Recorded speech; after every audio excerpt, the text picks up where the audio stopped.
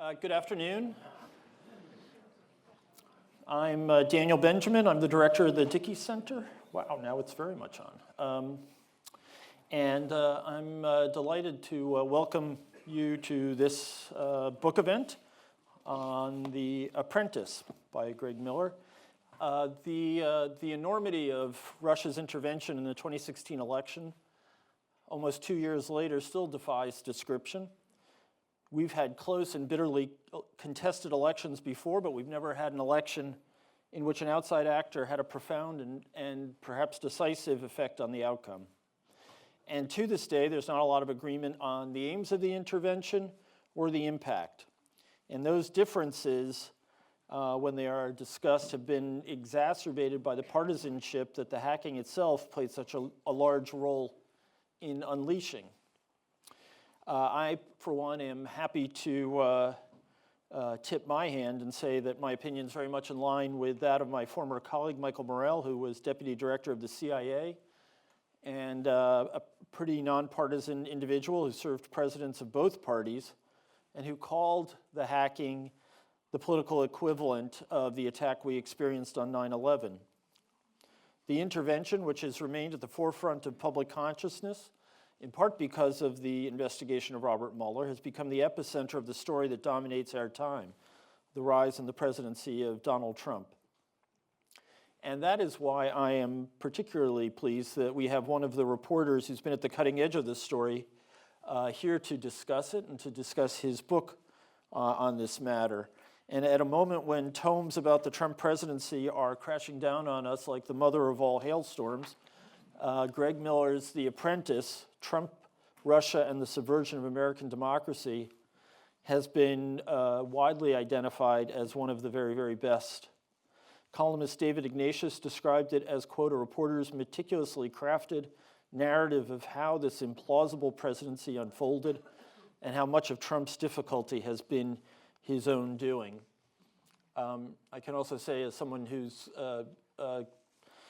not so happily read many of these books now, it is distinguished by real thinking, superb writing, and a comprehensive view that many of the authors, perhaps overwhelmed by all the crazy and disparate facts of the moment, have failed to achieve. So a word about the author. Greg Mueller is national security correspondent for the Washington Post, where he writes about intelligence and terrorism and related issues. I got to know him in earlier life working on those issues, and it was clear to me that he was one of the very, very best on the beat and has always been the go-to guy for people who want to get the straight story. Since Donald Trump burst into our public life, Greg has been working on the myriad of issues related to Trump and national security, intelligence, and the like. And many of the stories within The Apprentice derived from scoops that he had for the Washington Post. Greg has his name on not one, but 2 Pulitzers. He was part of the Post team that won the 2018 prize for coverage of the Russian interference in the election, and he was also part of the team that was awarded the Pulitzer for Public Service in 2014 for the paper's stories about U.S. surveillance programs exposed by Edward Snowden. Greg has been at the Post for almost 9 years. He came there from the LA Times after almost 16 years at that newspaper. He's from the other side of the country, but we're not going to hold it against him. He holds degrees from the University of California at Davis and from a place called Stanford. I'm hugely grateful to him for fitting us into the craziness that is a book tour, and he's been, I guess, doing this pretty much nonstop for 6 or 8 weeks now. He doesn't look too bad, but I know how bad that can be. Somewhere he has a wife and a child in tow here, but I'm really appreciative that he fit us in. So with that, I'm going to turn the podium over to you, Greg.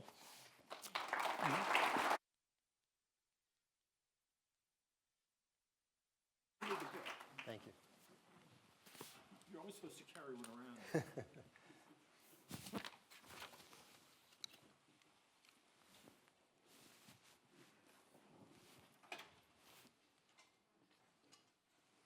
Well, thanks everybody for coming. Can you hear me okay? Is this working? Okay. And one of the real pleasures of having done this book and then now having it out there and trying to sell it, quite frankly, is that I've been able to reconnect with friends and longtime experts who I consulted on my previous days covering focus mostly on terrorism. And so Dan was absolutely a person I would turn to very frequently over many years in trying to understand the complexities of terrorist organizations and what the United States government was doing about them. You know, in this book tour, I've been getting a lot of questions of sort of about how we do what we do at the Washington Post and at other news organizations and how we report stories and how we trust sources and so forth. And I mean, the fact is that you count on people like Dan to help you make sense of what you're hearing.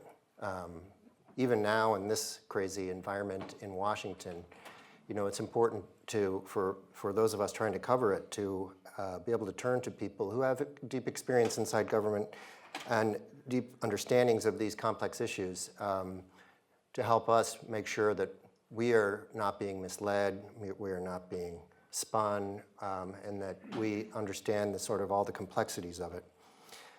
You know, so Dan, that was a very nice introduction, and he talked about this eventful year for me. You know, this has been a big year with the Pulitzer Prize and also having this book out.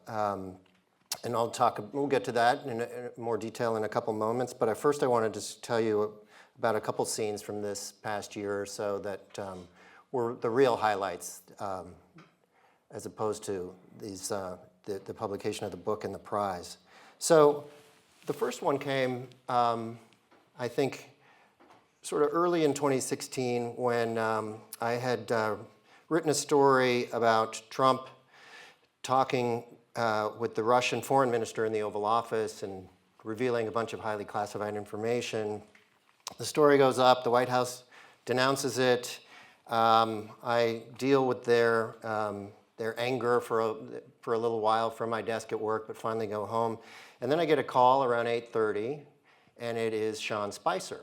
And he is screaming. He's already, you know, as soon as I answer the phone and hit the green button on my iPhone, he is already at a high decibel level and off to the races. And so I took it, and this was a moment when he was a recurring character on Saturday Night Live, so I took the phone and put it on our dining room table and put it on speakerphone so that the rest of the family could hear and be witness to this. And my 7-year-old, who is roaming around the Dartmouth campus right now, this was his highlight, was Sean Spiker, as he calls him, yelling at Dad. He still wants to run into Sean Spiker and settle that score. The other one was, and my wife tells this story better than I do, but was coming home, or actually getting up early one morning after a series of stories we had done at the Post about Jeff Sessions, about his less than honest accounts of his interactions with the Russian ambassador during the election period. And it looked like he was, you know, in real trouble. And I came down from down for breakfast one morning, and I'm looking at my phone, as I way too often am, and scrolling through things, and I stop and I say, "Oh my God, you're not going to believe this." And my wife says, "What is it? What is it? Did Sessions resign?" And I said, "No, Luke Skywalker is following me on Twitter now." These are the things that impress me. So as Dan said, I am from the West Coast, although I grew up in a tiny logging town in the Sierras. And most of the kids I grew up with, their fathers were lumberjacks. So maybe it didn't have quite so different a feel as you might imagine from New England. It's interesting now for me in many ways because I still have many friends there. But it's a very red state part of California, so my Facebook feed is a little schizophrenic. I have a lot of friends from academia, from journalism, from Washington and New York and the East Coast and Los Angeles and so forth, but my childhood friends are in some ways the most skeptical of who I am now and what I write.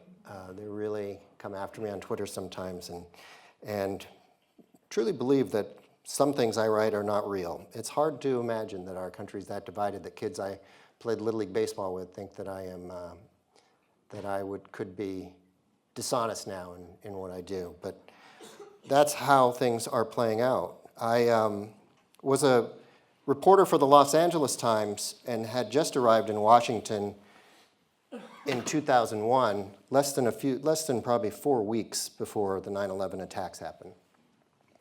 I was, in fact, covering Congress and getting off the metro at Union Station that morning and walking into my job and toward my desk in the Capitol building, and looked across and saw some smoke rising in the distance off to the west, and just assumed that it was some protesters on the mall or something had lit something on fire. This was before we all were clutching cell phones and had instant information. And found myself swimming upstream that day, trying to get through the Russell Building into the Capitol, and feeling like something was clearly different. Too many people were leaving the Capitol and not going in the same direction as I was. I ended up spending the rest of that day after the Capitol was evacuated out on the lawns around the building. In fact, with many senators, Senator McCain among them, many of whom were trying to get news out of little handheld radios. All cell coverage was basically dead on that day, and it was amazing to me that I just always had assumed that members of Congress would disappear through some secret trap door in an emergency like that, and in fact, they were, in some cases, just not all that better prepared than the rest of us were for what happened that day. And I spent the next 15 years covering terrorism as an issue, covering the CIA, covering all of the reforms after 9/11, covering the rest of the intelligence community, and the traveling to places like Afghanistan and Pakistan and Morocco and Kuwait, and writing stories about Islamist terrorism. It's only in 2016, in 2016, as the presidential race sort of got underway, I felt like the terrorism story was fading from the public's attention a little bit, and the campaign seemed to me like something that wasn't going to have to occupy much of my time. It seemed like a story that the politics side of the building was going to be the center of gravity, and those of us on the national security staff at the Washington Post would maybe even take it easy for a little while for a change. But that all changed really rapidly right after the election.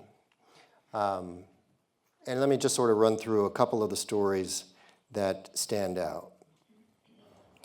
In December, about a month after the election, we at the Post were the first to report that the CIA had secretly concluded that Russia had sought to help Trump.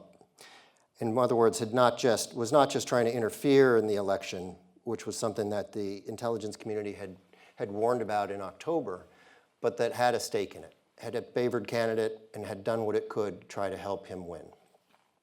Then in January, I did stories about how Trump was skipping his intelligence briefings in December and January through that transition time. In February, my colleagues Adam Entis and Ellen Nakashima and I were really digging into some tips that we had that Flynn had a conversation with the Russian ambassador, that the designated national security advisor, Michael Flynn, somebody that I had known, who I had known for at least a decade, and had a distinguished career in the military and in military intelligence in particular, had a conversation with the Russian ambassador that we should really be scrutinizing. And it was in February that we finally learned what he had said in that conversation and reported it in the Post. Of course, this was after he had told, the subject had come up in a David Ignatius column, and he, through White House spokesman and as well as Vice President Pence, had insisted that he hadn't discussed sanctions, Russian sanctions, with the Russian ambassador, had only exchanged holiday greetings, had only discussed, the the hope of setting up a meeting between Putin and Trump, but absolutely sanctions had not come up. And we had started to get significant information to the contrary. And I actually had a colleague, Karen DeYoung, who had a meeting scheduled with Flynn on actually a previously scheduled interview in his new office at the West Wing, in his corner at the West Wing, and we had asked her, we had multiple sources telling us that Flynn had absolutely discussed sanctions. We asked Karen to raise this at the end of her interview with him and tell him that the Post was preparing to report this and get his response. And at that moment, he remained adamant and denied it. And he said no 3 times to her. No, no, no, not true. That really kind of scared us. When you're at a place like the Post and you're about to accuse one of the most senior national security officials in the country of not only being untruthful, but of all but betraying his country and working with the enemy, you have to make sure that you get it right. So we scrambled that night and had a bunch of meetings among ourselves and meetings with the executive editor at the Post about our sources, going back over who had told us what, making sure we understood everything, and then we had a meeting. I had a meeting with Marty Barron, the executive editor, the next morning to go through all of this with him. And by the next morning, we were certain again. We had no doubt that our sources were accurate and that Flynn was not telling the truth. And Marty said, I trust you guys. We're going to publish the story. Give Flynn one more chance to comment. Tell him what we're going to do and give him a chance to comment. So I called the White House, told them we were prepared to go forward. We were going to use the denial on the record in the story. And they said, wait, can you give us 15 minutes? An hour later, they called back and said, you know, the National Security Advisor would like to retract the no statement he gave you. He can't recall whether the subject of sanctions came up in his conversation with the Russian ambassador. And so we felt pretty good about the accuracy of that story at that point. And we told him we were not going to let him retract his denial. We thought that was part of the story, that up until the very end, he was even trying to mislead us. And that the rest of his statement would be included, but that to us was his acquiescence to the facts that we had assembled. From sources in Washington, some of whom we had known for years, some of whom were sources who I could never have envisioned would actually have wanted to tell us at the Washington Post anything about something as sensitive as the intercept of a conversation of a U.S. official and a Russian official by the National Security Agency. But that's the sort of thing that sources have been doing with astonishing frequency over the past year and a half. And I think that it's in large measure because of the deep concern that many of them have with how things are inside their agencies, or just sort of how their dismay, I think, with the lack of candor and honesty to the public at key moments like this.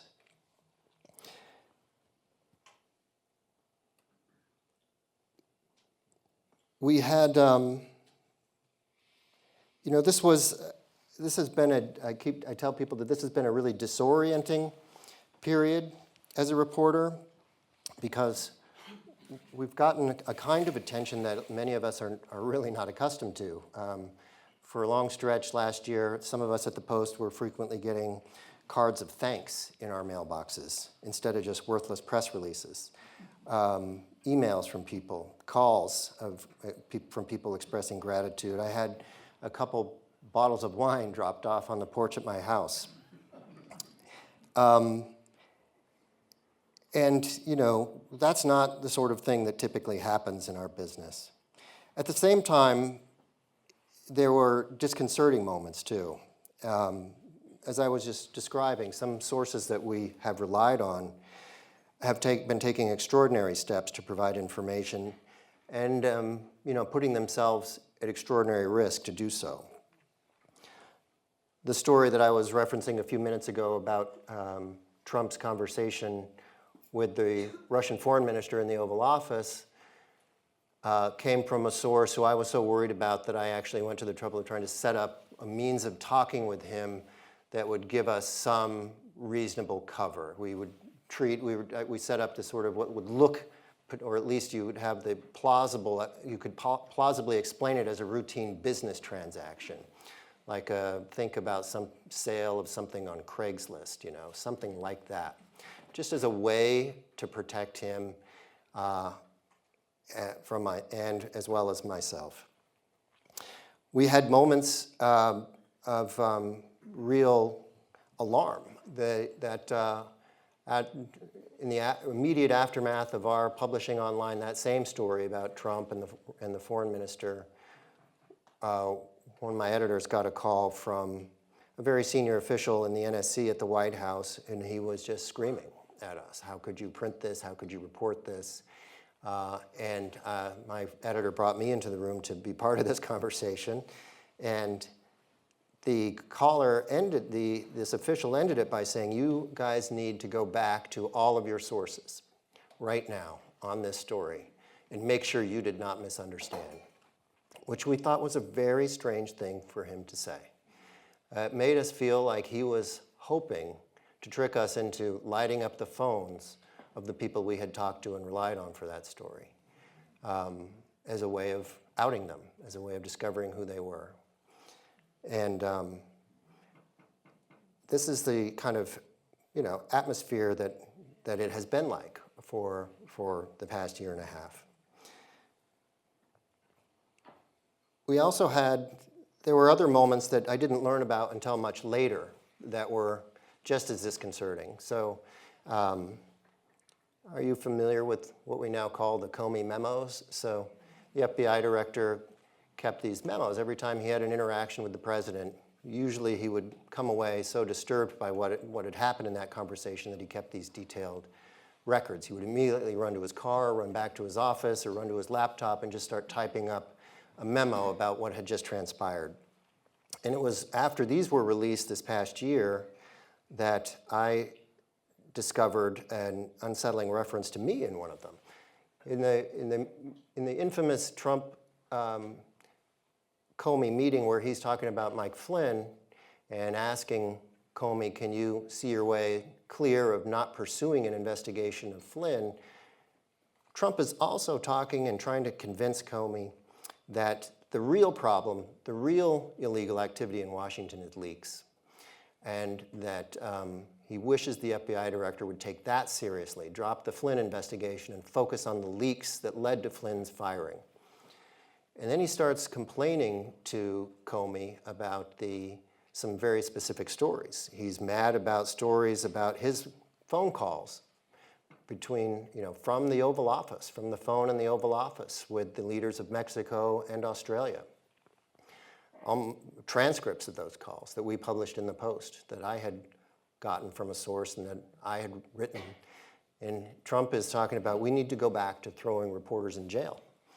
And Comey, who there are moments in this timeline where Comey is not exactly a complete profile in courage, from my perspective at least. He goes along with it and says, I see what you mean. I know what you're talking about, Mr. President. And I would love to be able to nail somebody to a wall for a story like that. I would love to be able to get some heads on pikes to serve as a lesson. And it was only months later in reading this that it sort of sent a chill up my spine that this was a reference, at least in that moment, to stories that I had written and to sources that I had relied on. And it made me just so nervous and rethinking again how I had handled things with sources and whether there was anything I had done that might leave them vulnerable.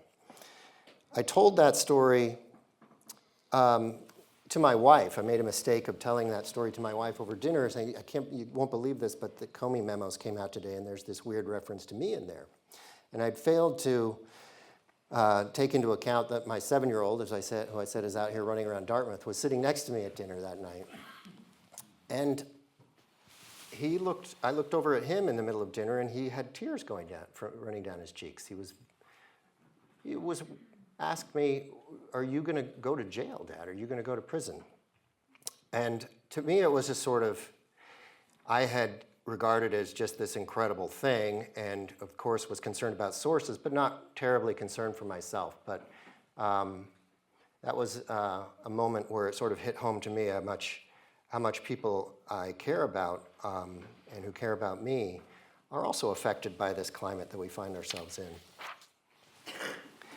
After these stories, after this series of stories, and you guys probably remember this pretty well, in the middle of 2017, where the Washington Post and the New York Times were sort of breaking story after story about Trump in the early part of that year, book publishers began circling, and a couple came to the Post asking for a chance to do a book on the Washington Post's reporters who had done these Trump-Russia stories. That led to this book right here, ultimately. Marty Barron, the executive editor, asked me to do this book for the Post and gave me much of this past year off for my day job, detached me from the day-to-day kind of news on Trump-Russia to focus on the book. And it was a really fascinating thing to do for me. It was daunting, it was really scary. I had no idea how I was going to manage to do this thing. I had about 6 months to deliver about 100,000 words. But it was also really compelling. It just felt like this was such an important story, that the Post had played such an important part in it, and that we really had, and that it was so sprawling. In many ways, to me, it's so much more complicated than even Watergate, that it needed a sort of book-length treatment in order for people to try to make sense of it. And that was one of the main objectives of The Apprentice. I've been asked a lot about the title, The Apprentice. It's, I wish I could take credit for it. My book editor suggested it. We had thrown around some clunky ideas like covert action or active measures or something like that. And the publisher proposed The Apprentice, and it just seemed perfect because it, of course, is the show that propelled Trump to such great fame. It is really captures how he arrived in the job, right? He was so unprepared for the demands of the office, had never held a public office before, had never clutched a classified document, so unschooled in the way things work in Washington that he really was an apprentice learning on the job. It also has this other, of course, connotation of subservience, and which I think is a word that you can use to characterize his relationship with Vladimir Putin.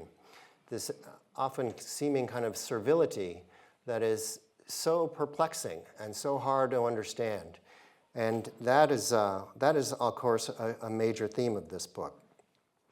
It's not just about the election, it's about the aftermath of the election. It takes you inside the CIA, inside Facebook, inside the Russian troll factory in St. Petersburg, inside the Justice Department, and very frequently inside the White House. When I think about it now and how we ended up here and what happened in the election, I feel like that we made a series of kind of fatally flawed assumptions along the way. And I'll just tick off a few of them here. The first was that the DNC hack was conventional espionage. So my colleague Ellen Nakashima at the Post broke the story that the DNC had been hacked. And I think we all saw that as a significant thing at the time, but neither we at the Post, nor the FBI, nor the DNC had any idea how big a deal it would be. It looked just like sort of garden variety secret stealing by Kremlin hackers who were just going to take the files that they could steal, that they could slip out of the DNC networks and sit on them, learn from them, figure out what they could use for them. It never occurred to anybody that they were going to weaponize them, turn them loose on WikiLeaks, release them for all the world to see, and use them as a weapon in the 2016 race. There was another, I think, equally flawed and consequential assumption that cut across almost every category of decision-making in 2016.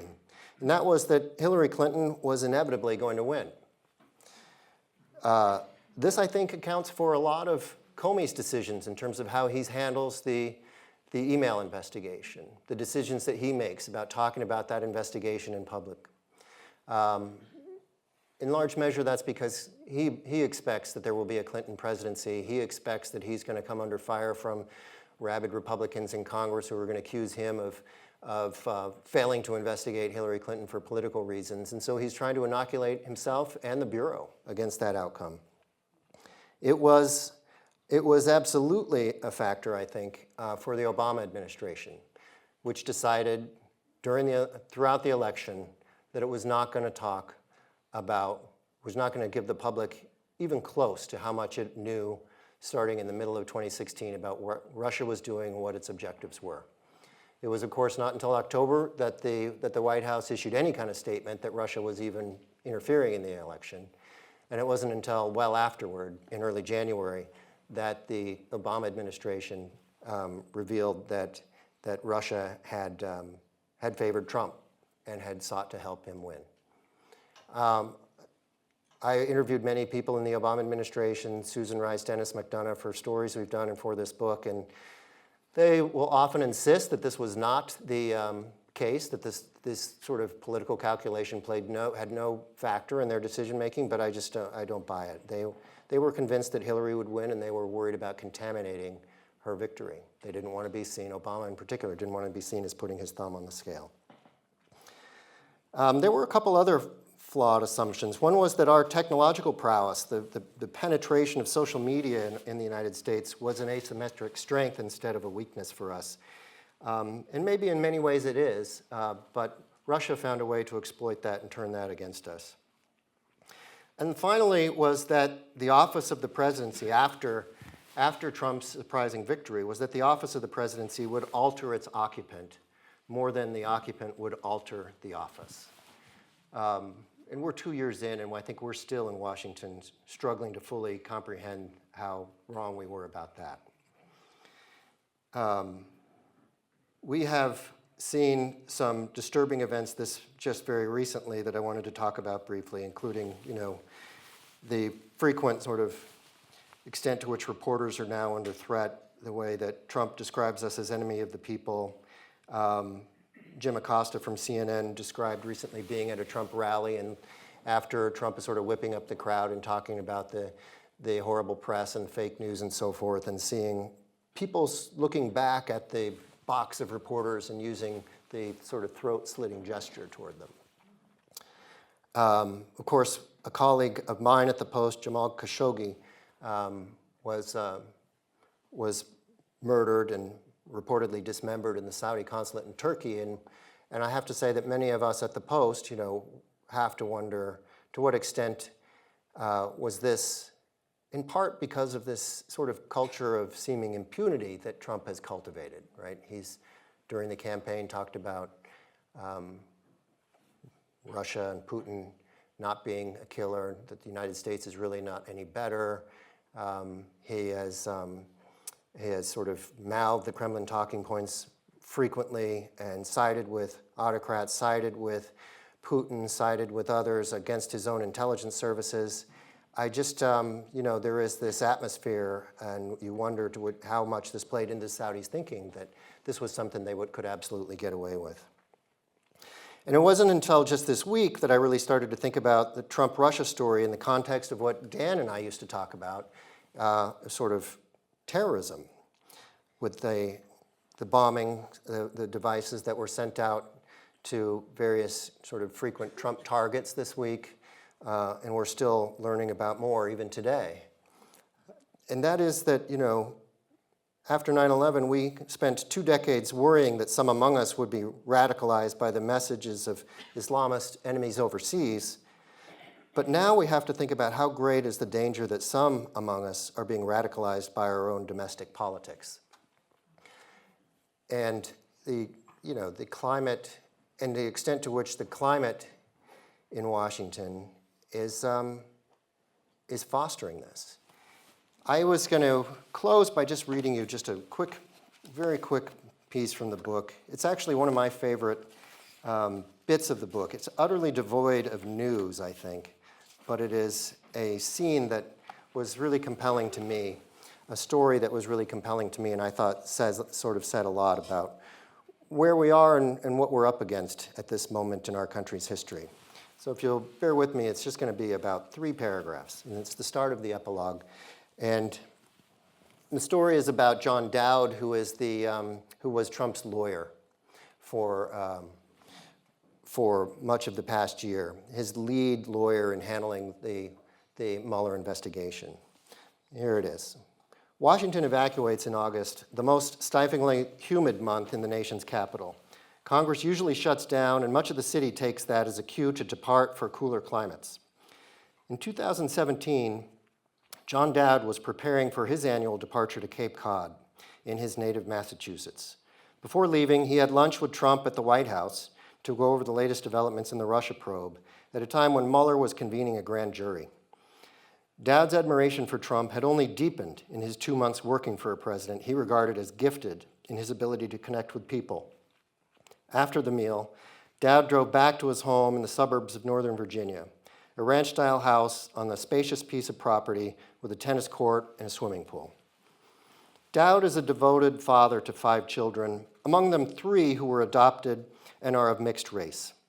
His children have children of their own now, and 2 of his grandchildren were splashing in the pool when Dowd returned from his lunch with Trump. He jumped into the water with them, and they seemed curious about his new high-profile client. "Grandpa, do you work for Mr. Trump?" his 10-year-old granddaughter asked. "I do. I just had lunch with him," Dowd replied. "Really?" "Yeah, in the Oval Office." The children were suitably impressed and asked more questions about what it means to be a lawyer for the president.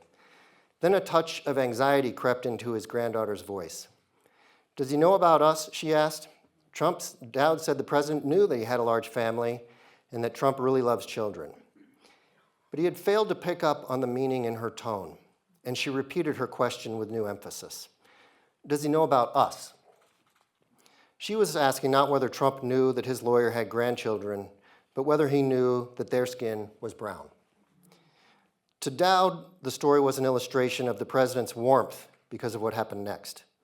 He encouraged his grandchildren to write letters to the president and delivered one from his 12-year-old grandson that said, "Dear Mr. President, I understand my grandfather works for you. Is he doing a good job? We think you're doing a great job."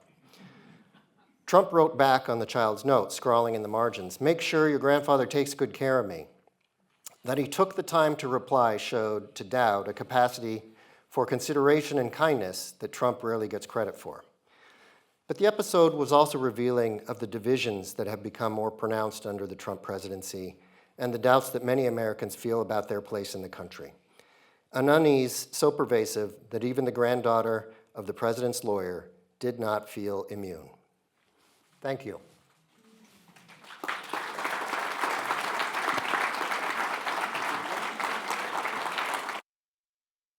I'm cleaning my copy.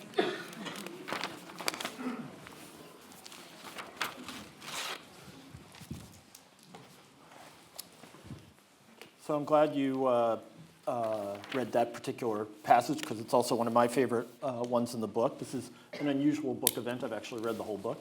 One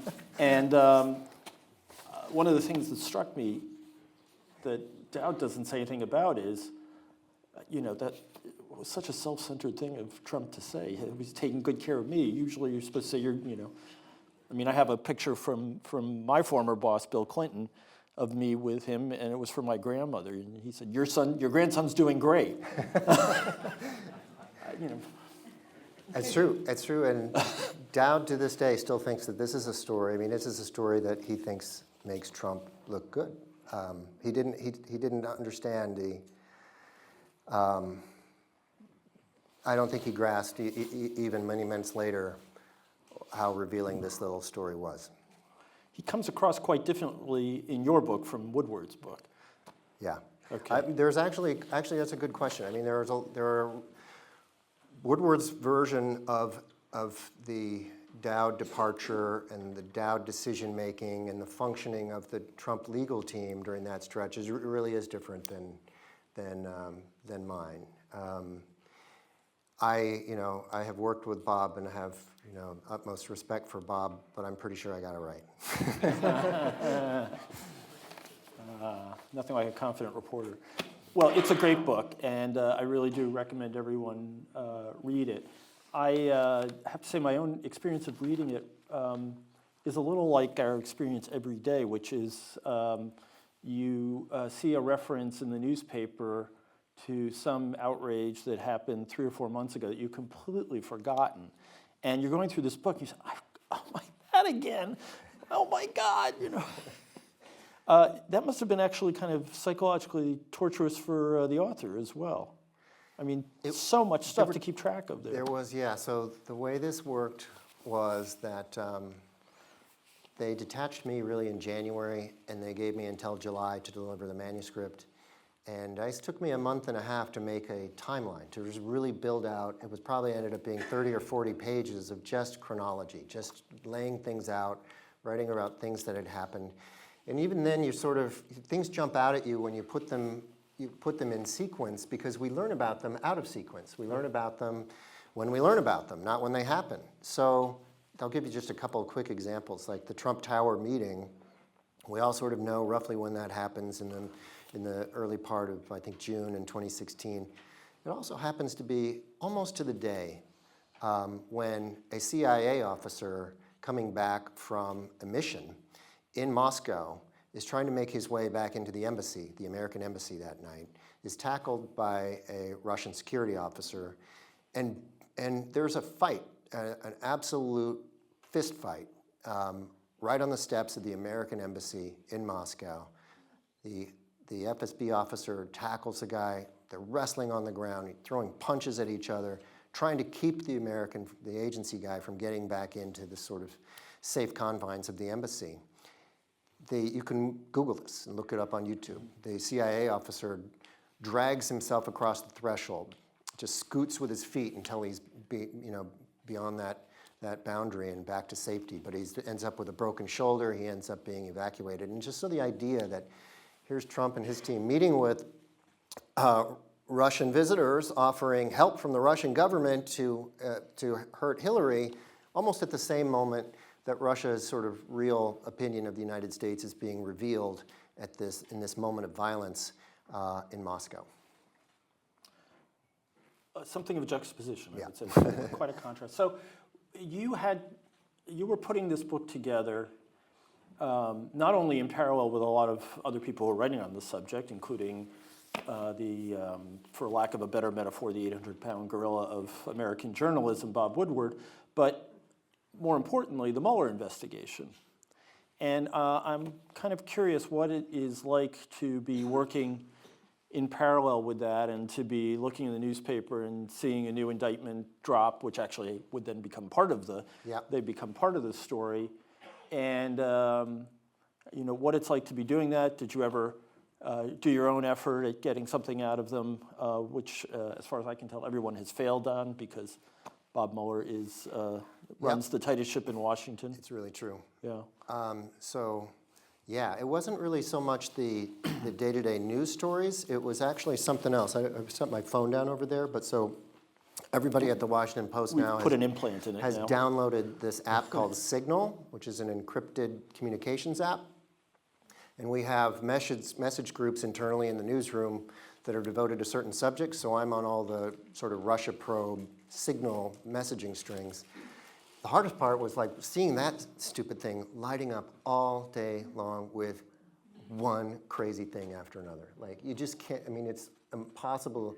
If it's anywhere near you, you can't help but wanting to press on it, because I have to say, like the stories that you see that end up in print or that end up on air are just a fraction of the information, deeply disconcerting information often, that we can't ever quite nail down, or for one reason or another doesn't ever end up actually in print.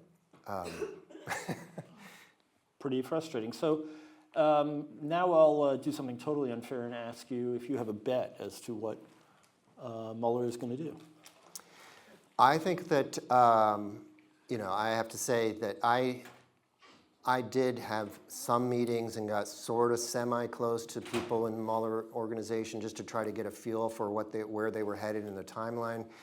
I had no more luck than anybody else at trying to penetrate that operation. It really is. I write about it in the book, and to me it was sort of interesting, the sort of psychological contrast between the way Trump behaves in his moral code versus the way Mueller behaves in his moral code.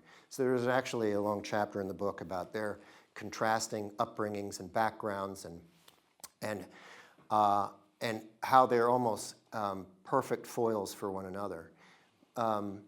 But I think that that Mueller is already coming down the home stretch. My suspicion is he's already has much of his work done, a report largely written, with just some holes for the off chance that he may yet get Trump to either sit down for an interview or actually submit answers in writing. I think that we're going to see a lot of this. There seems to be a lot of sort of pent-up movement that will probably be released after the midterm elections, and perhaps we'll know a lot more by the end of the year. So I was, trying to get a more precise answer out of you.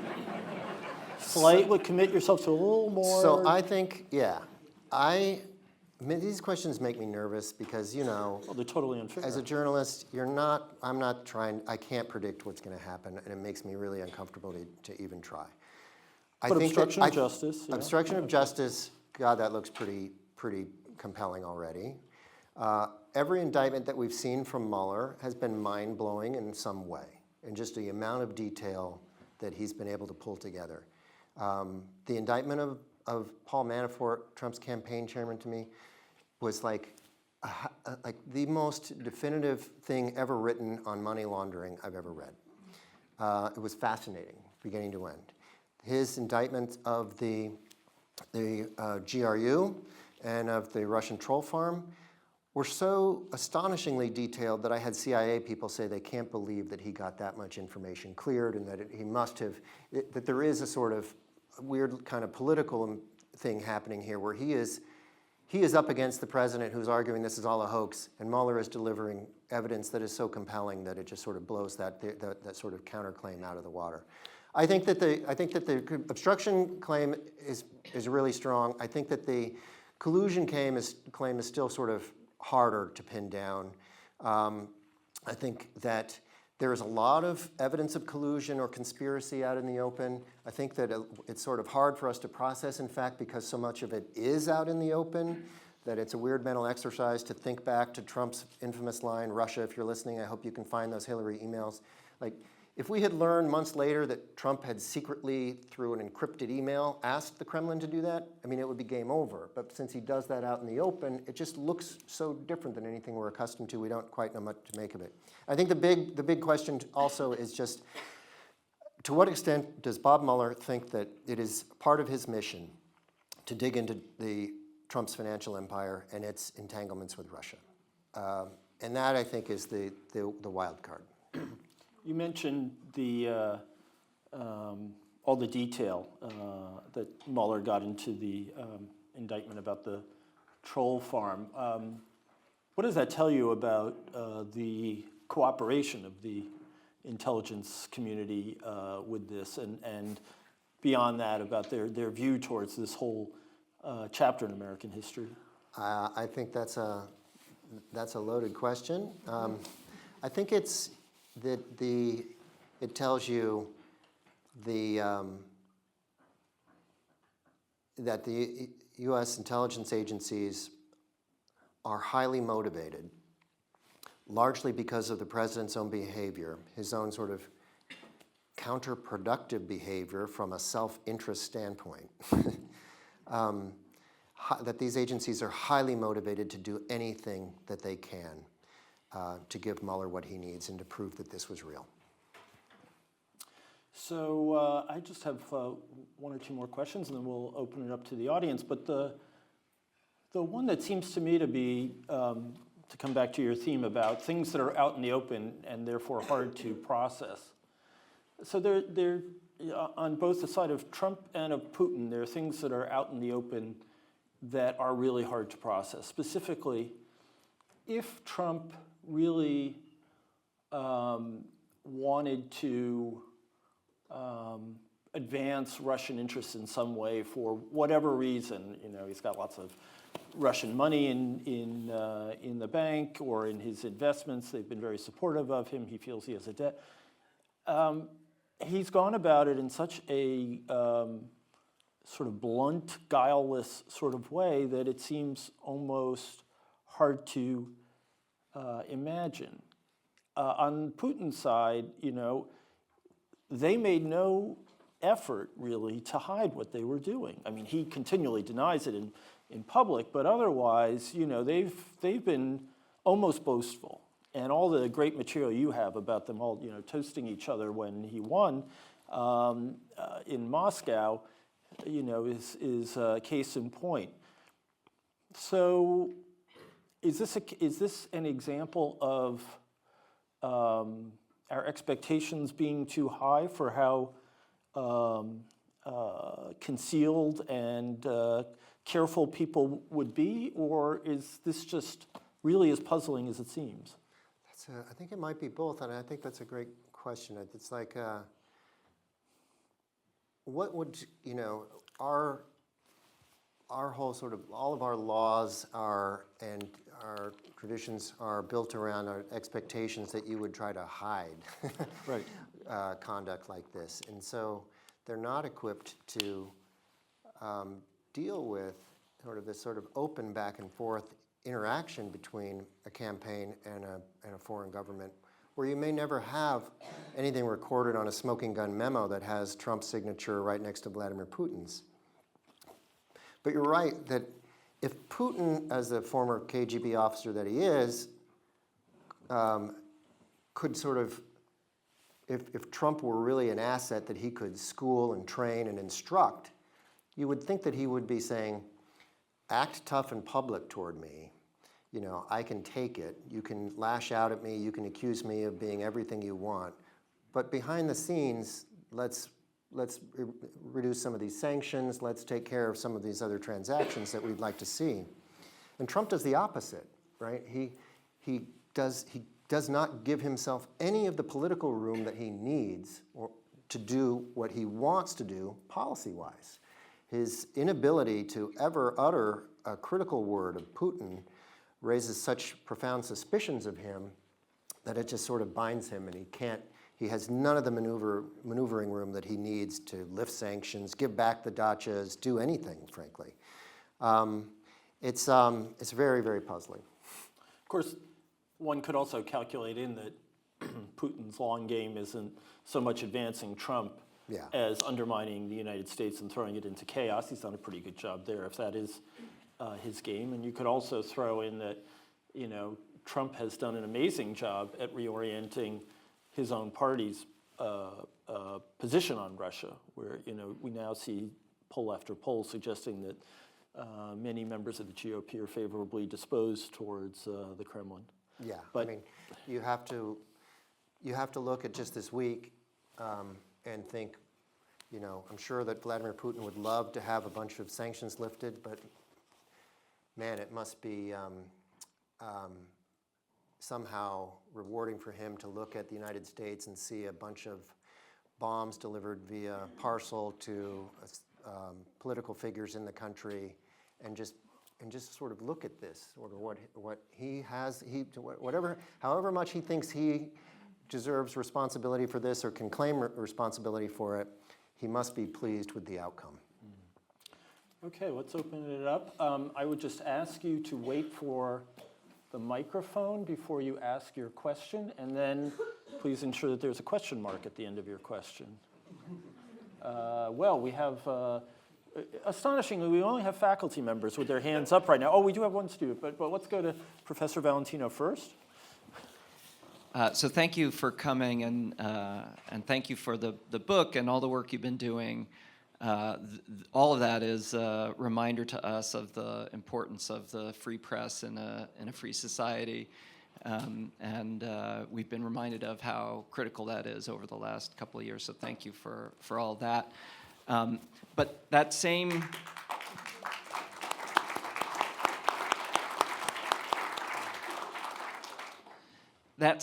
sense of gratefulness that I have to what the press is doing now kind of raised some questions that are still unanswered for me about the role of the press in the 6 or 8 months leading up to the election. And so I'd like to get your views on that. And there's two things that stand out in that period. One is the coverage of the Clinton email scandal, and whether in retrospect you think the press and the Post in particular could have done anything different there. And then the second is the story, I still haven't seen a kind of resolution to, but the sense is that this infamous dossier that we all know now about had actually been shopped around to many reporters in the DC area in the months leading up to the election, and nobody decided to take it seriously. And so I don't know exactly why that is, given that it seems like a number of the things that were in the dossier, not all, but a number of those things have since proved to be true. So I'm curious whether it ever came past your desk or anyone's desk whom you know prior to the election, and why didn't it make a bigger splash then? And in retrospect, is there something we could have done different? Okay. Let me take the second part of your question first. I mean, we absolutely did take the dossier seriously. I'll just give you one example. There's an assertion in the dossier that Michael Cohen, Trump's fixer, went to Prague, and that this was to try to settle accounts at the end of the election, to settle up some payments that needed to be made for what had happened and what had transpired. We are still reporting that, but we sent 2, if not 3 reporters, I think, to Prague. They went door to door through every hotel, every possible Airbnb, every place that Michael Cohen might have stayed to try to determine whether he had come through Prague. He, of course, denies that he went to Prague. We had come at that through all kinds of other directions to try to get at that story. Of course, we've talked extensively with as many FBI sources as we can find, and they don't believe that he ever went to Prague. They don't believe it. They don't see any indication that he was there. There's a lot in the dossier that has panned out. It tends to be the broader brush stuff. Like if you read the very first file from Steele, it is Russia is interfering in the election and is trying to help elect Donald Trump. I mean, that proved astonishingly prescient and accurate. But, a lot of the, both more salacious and more narrow kind of allegations have not been corroborated yet. It's not that we know that there isn't a P-tape out there, but as far as we know, we've seen no evidence that such a thing exists. And I, frankly, at this point, I'm not sure that such a tape would give Putin definitive leverage over a guy like Trump anyway. I mean, so now remind me of the first part of the question. Email, the Clinton email. I think that's a completely fair point, and that there was a lot of introspection at the Post. I actually teach a class at Georgetown called Media and International Affairs. We just talked about this in my last class. I made them watch one of Obama's final press conferences, where you can just sort of see his disgust and disappointment with the public, but also with the press, where he talks about, you guys, you ran with all of these stories, you chased down all of the stupid little details and all those emails without ever once stepping back and asking, where did this come from? Why is this here now? And what is our duty in terms of decision-making on how to handle it? It's a really unresolved and unsatisfying thing to talk about because it is, still, I think the editors of the Post and the New York Times and anybody would argue, look, something like that shows up, it is your mission to cover it. That is your fundamental mission as a news organization. And you hope that you're also going to be aware of and pursuing the context and the broader questions and the implications. Well, is this a plot by an overseas adversary? That was not easy to figure out at that point. How do you reconcile that? I mean, when you layer into that, when you learn that this is material that's illegally obtained, does that change your thinking? When you learn that it's actually material illegally obtained by a long-standing adversary of the United States, does that change your calculation as a news organization? Unanswered, unsatisfying. Right over here. While she's getting there, have you ever noticed that everything suspect happens in Prague? I mean, Mohammed Atta was there too, yeah. Michael Cohen. What is it with Prague? It's a beautiful city. Yeah.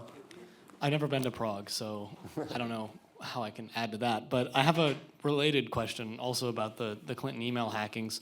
I often get into discussions with my father about the Russia investigation, and the question that he always throws out that sort of throws the conversation into a loggerhead is, so what? Russia performed a public service by releasing all these emails, and why is this a big deal if all they did was give more information to the American public, and maybe they did swing the election, but it was all based on quote-unquote real information? How would you respond to that? Well, I think that there's a kernel of defensible truth there maybe where, it does end up illuminating some behavior inside the DNC that doesn't look very good when it's exposed.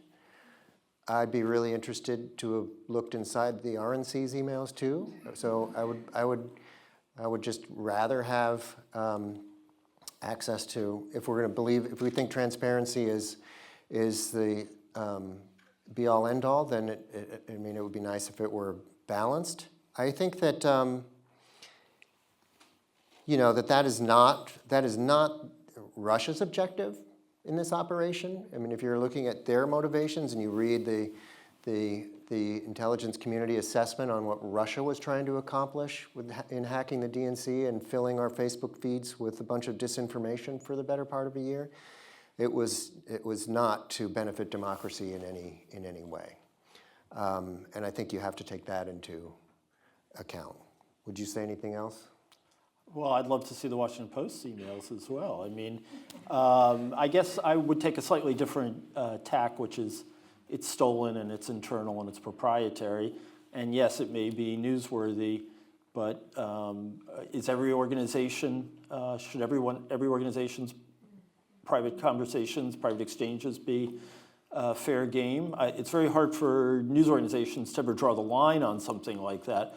But I'm quite sure that the Times and the Post would get pretty upset if their emails were hacked. I know because I've corresponded with some of those reporters, and I'm sure I wouldn't want that out there, and I'm sure they wouldn't want that out there. So, anyway, there was a question back here. Yeah. Thank you very much for being here and what you've shared. I would kind of ask 3 questions if you could address them all. One, I'm about this Steele dossier, I'm more interested, rather than prostitutes urinating near him or whatnot, I'm less interested in that than I am in the sale of Rosneft. And I'm wondering if you have, you mentioned Signal and things that have popped up that you can't report, but it seems to me that this, which as far as I understand was kind of the largest privatization since Putin had come to power of the 19.5 or 0.75% that is, announced in August, November 7th, the day before the election. They say the deal is going to go through. It goes through in December 2016. The Steele dossier calls it a 19% quid pro quo. And I've just been wondering, so question number 1, why haven't we learned more about the Rosneft sale? Question number 2. Let me answer that one really quickly. I think I'm going to disappoint you, and I'm just going to have to say we're going to have to wait for Mueller to answer that question because I don't have an answer for you. Okay, thank you. Number 2, in this world of leaks, I'm interested to know, what is your take on why haven't there been leaks from the IRS about these tax returns? It seems important to know. And question number 3, what is your take on the simultaneous release of the Obama administration, if my chronology is right, and it may not be, but the near simultaneously release of the Obama administration announcing that Russia was interfering in the election, and then the release of the tape where Trump says that when you're famous, you can do anything you want, including grabbing women by the pussy. I don't think there's anything, I think that's entirely coincidental. I think it's that because I know, I was in the Post newsroom when the Access Hollywood tape story broke, and the reporter who got it literally got that tape hours before we published it. It took as long as, we got that published as quickly as we possibly could after giving the Trump organization a chance to comment on it. But I do think that, there was a third thing that happened that day, which was the Podesta dump. So the WikiLeaks dump happens, and that looks more like you could have a little more suspicion about the timing of that and whether that was an attempt to sort of suppress interest in the Access Hollywood tape. I've not heard anybody really try to argue that the Access Hollywood or WikiLeaks tape was designed to suppress interest in the release of the October statement. I know that was to the dismay of the Obama administration. I mean, it absolutely drove them nuts. They had hoped that this would be a huge statement that would rally the country, and they were wrong on every possible level about that. And what's the other question I'm failing to answer? Was there? IRS. Oh yeah. Well, I mean, cross your fingers. I mean, we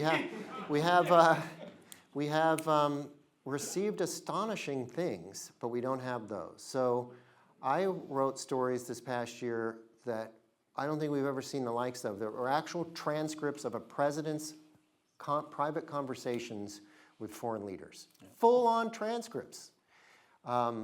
It's unbelievable. But these people are, the IRS, believe it or not, in some ways is a more hidebound institution than even the CIA or the NSA.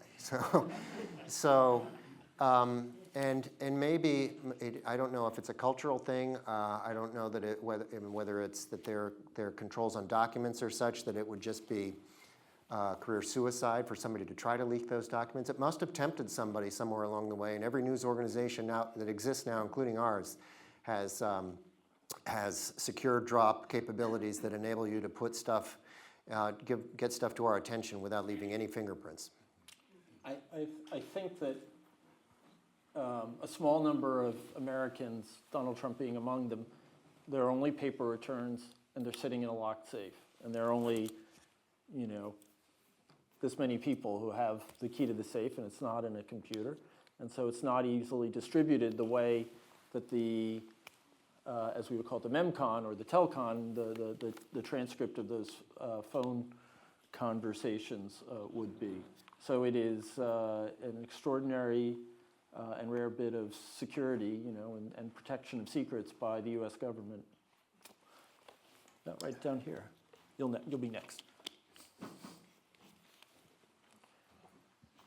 Thank you very much. I figured I'd wait for the microphone just so that everybody else can hear my question. So actually, just like the lady behind me, I had two questions. The first one was pertaining towards, the extent to which we need to give every new administration a fair shot at succeeding. And one campaign issue that then candidate Trump campaigned on and eventually won on and received a strong mandate to do from the American people was to have a better relationship with Russia, a country that I think this country needn't be at such loggerheads with.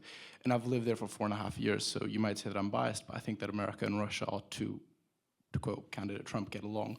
Do you think that what you're doing by pulling all these leaks, from all these people is basically undermining the president's latitude? And do you think that it's fair, because he campaigned on a pledge to basically get closer to Russia and get along with Russia, do you think it's fair that the American media is undermining that? And then the second issue is, would you be willing to say that left-wing violence like Antifa is as much a threat, the fact that they attack sitting senators and members of the cabinet in restaurants is as much a threat as right-wing violence? And perhaps the sort of bigger issue in my mind is, do you think that the half of America that supported President Trump doesn't have a legitimate grievance when it says that if its views aren't represented in mainstream media like the New York Times or the Washington Post or the LA Times? Repeat the very last part. So speaking more broadly to that, when you look at like legacy media organizations like the New York Times and the Washington Post, and basically the sort of this quote unquote mainstream media, but basically the large media organizations in our country, do you think that they have a point when they say that the people in these organizations are, for want of a better word, biased against the president? Because in my mind, it's hard to get the impression that you're really giving him a fair hearing. Okay, let me try. I'm not sure that Trump was elected with a mandate from the American public to improve relations with Russia. Nearly every president has tried to improve relations with Russia, and Trump probably would have had a better chance at it if Russia hadn't interfered in the election that produces him, and he hadn't been caught trying to enlist Russian help in achieving that outcome.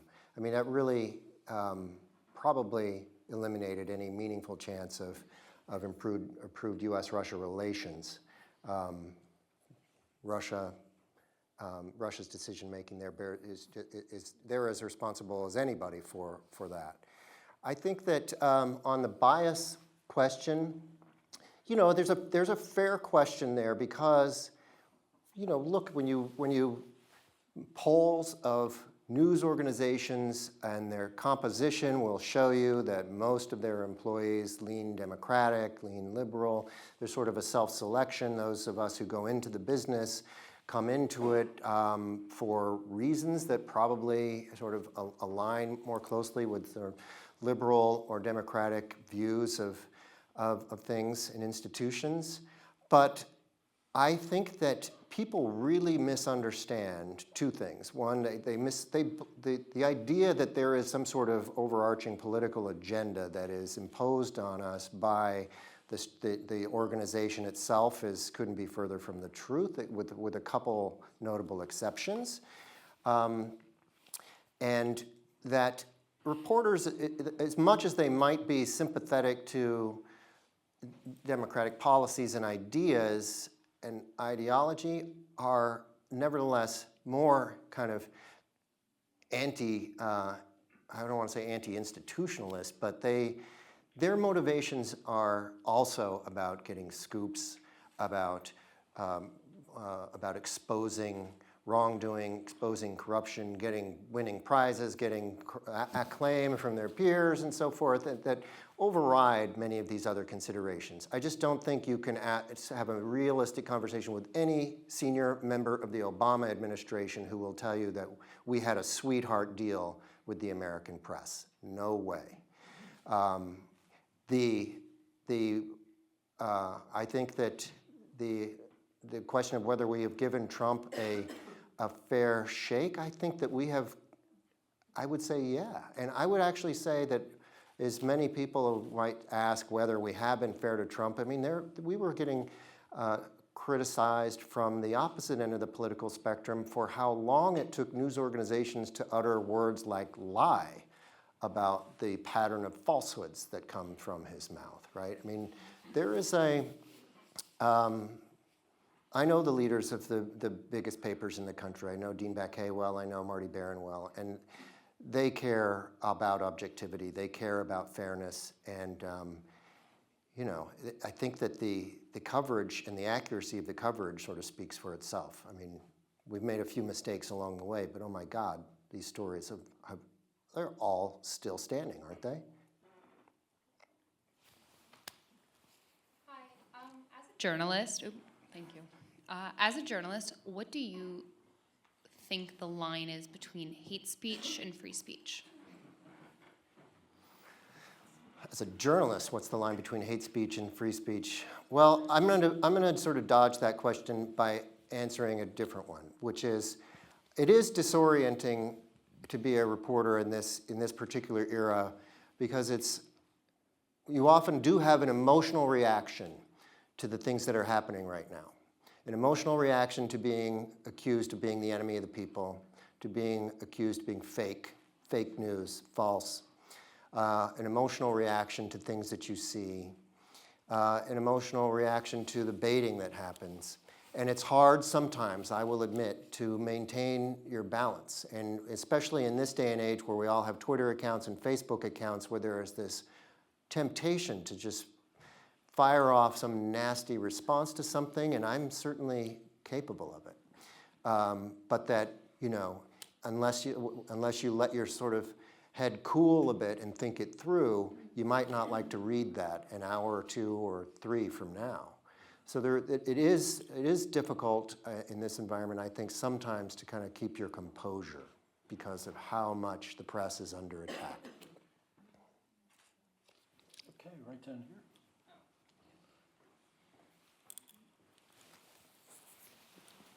Thanks. Thank you again. I was just wondering if I could get your thoughts on So seems like there's been this effort to paint a false equivalence in my mind between the right-wing media ecosystem, that kind of echo chamber, and the mainstream media, whether that's papers of record or the main networks. As a journalist, what is your strategy for combating that in the future, and how do you foresee regaining the public's trust in these institutions? I would turn that question back on you, because your generation is going to have to deal with this. You guys are going to face an atomized media landscape where pseudo-news organizations with tenuous commitments to objectivity and accuracy and truth are going to have a disproportionate influence, and where your news consumption is going to be dictated by algorithms that are going to steer content in your direction that reinforce your own political beliefs in many cases. I think it's a huge, huge generational challenge, and I don't know how that plays out. I don't think we ever recover what we used to think of as equilibrium 10 years ago, let alone ever go back to a climate in which you have sort of a very distinct set of leading news organizations that all of which sort of report fairly consistently around a set of agreed upon facts. It's difficult. And it's the proliferation of these sites that makes it harder for us to do what we do and defend what we do, because it's just so confusing for people. It's just so utterly confusing for readers to make sense of what's real, what's not, what's fake, what's not. All of this content that you're talking about that comes from the alt-right, and I agree with you that I think that there really isn't an equivalent kind of propaganda kind of aspect on the left. It's not that they're incapable of it, but I don't quite understand why that's the case, but I do think that is the case.